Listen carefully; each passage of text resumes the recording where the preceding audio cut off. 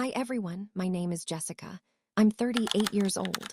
Before I tell you how my husband ended up in handcuffs at his office, I have a quick question for you. Where are you watching from today? Please write your country in the comments below. I read every single comment and I love seeing where you all are from. And if you love stories about family betrayal and sweet justice, please subscribe and hit the bell, because what my mother-in-law did next will make your blood boil. My parents left me $500,000. $2 weeks after their funeral, I checked my bank account and it said $12.43. My husband David had wired every single penny to his mother Susan for a luxury condo. When I confronted him shaking, he laughed and said, "What's yours is mine. Stop overreacting." He had no idea my father, a retired attorney, had videotaped him signing the trust and left me a secret protection clause. Here's how I got every penny back. Part 1. The Perfect Husband. I met David 5 years ago. He was charming, handsome, everything I thought I wanted. My parents loved him at first, but after a year, my dad pulled me aside. He said, "Jess, that man looks at our house and sees a dollar sign, not a home." I was so angry at my dad. I defended David. David was always talking about his mother, Susan, a poor widow who sacrificed everything. I felt sorry for her. I didn't know it was all manipulation. David didn't have a stable job. He was always in business opportunities that needed MY money. When my parents died in a car accident last year, my whole world collapsed. It happened 8 months ago. In one phone call, I lost everything. David was there holding me, saying, "We'll get through this, babe." I thought he was my rock. Part 2. The $500 K. 2 weeks after the funeral, my dad's old law partner, Mr. Thompson, called me to his office for the reading of the will. I was shaking. Mr. Thompson looked at me and said, "Your parents left you everything. The house, which is paid off, worth $400K and $500,000 in cash from life insurance and savings." But then he slid another document across the table, a separate letter from my dad, dated 2 years ago. "Jessica, if you are reading this, it means we are gone. I have set up this inheritance in a special way. The $500,000 is in an irrevocable trust only in your name. Your husband can never touch it. It is not marital property. I did this to protect you. I hope I am wrong about David, but a father has to protect his daughter. Love, Dad." I cried. My dad knew. He knew even when I didn't. The money was wired to my personal bank account that only I had access to. I told David about the house, but I told him the $500K was tied up in legal process for months. I don't know why I lied. Gut feeling, maybe. David was obsessed with that money. Every day. Did the lawyer call? When is the money coming? Part 3. The Betrayal. 3 weeks after the reading, I was doing laundry. David's phone buzzed on the bed. It was a text from his mom, Susan. It said, "Thank you for the $500K, sweetheart. The condo is beautiful. Closing went through today. We did it. She has no idea.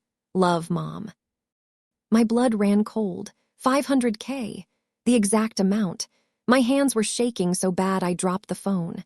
I ran to my laptop and logged into my bank account. The account that had $500,012 yesterday. Balance, $12, $43. Gone, every penny was gone. Wired out 2 days ago. I checked the transaction history. A wire transfer to Susan Miller for $500,000. And the memo said, "Gift." He stole it. He found my bank statements while I was grieving, forged my signature, and called the bank pretending to be me. He stole my parents' last gift to me. I didn't confront him right away. I sat on the kitchen floor for an hour, numb. Then I called Mr. Thompson. Mr. Thompson was furious. He said, "Jessica, what he did is wire fraud, bank fraud, and forgery. That's federal crime. And that trust document makes it 10 times worse. That money was never his. He can't claim it was a gift between spouses." But David had already given it to his mother. The money was gone. That evening, David came home whistling.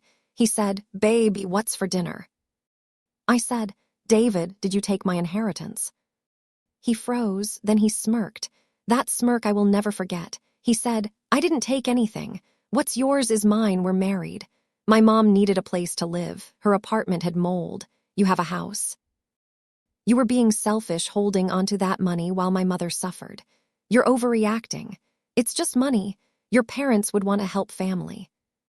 Just money. It was my parents' lives. Part 4, the mother-in-law. I said, you need to call your mother and get that money back right now. He laughed. No, the condo closed today. It's hers now. You can't do anything. Sue me if you want. You're my wife. So I did what any daughter would do. I called Susan. I called her, crying, explaining that was my parents' inheritance. She said in the coldest voice, Jessica dear, David said you agreed to gift it to me. He said your parents left it for both of you and you wanted me to have a safe retirement. If you want to be petty about money, maybe you're not cut out to be part of this family. A good wife supports her husband's mother. She knew. They planned it together. I hung up and I called Mr. Thompson back.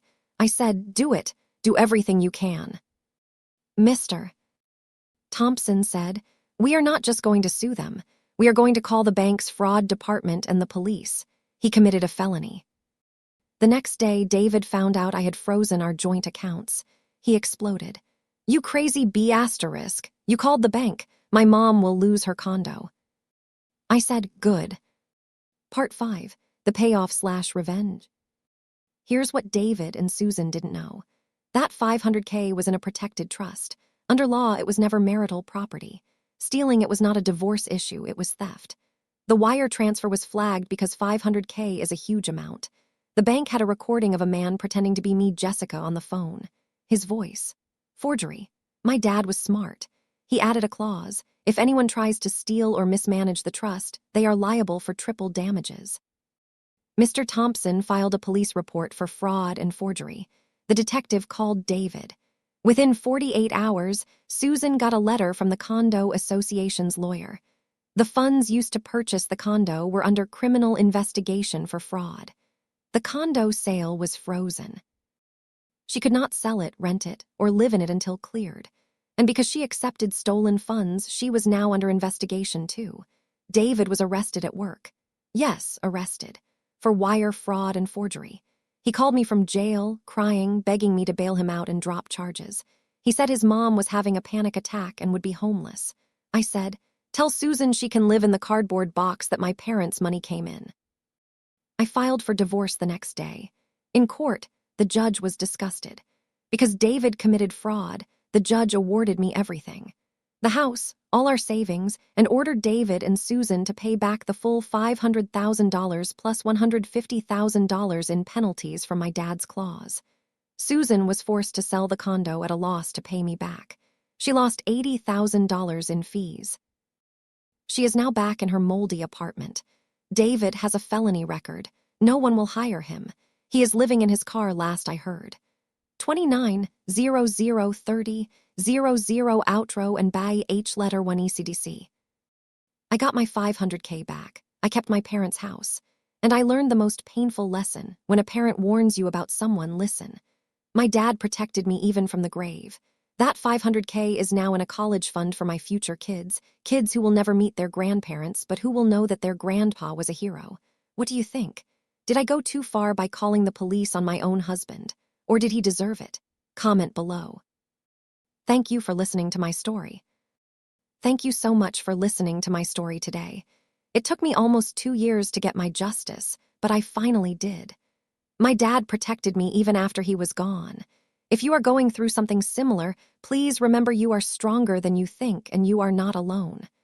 Thank you for being here for me. Thank you for your kind comments. I read them all. I love you all and I will see you tomorrow with a new story.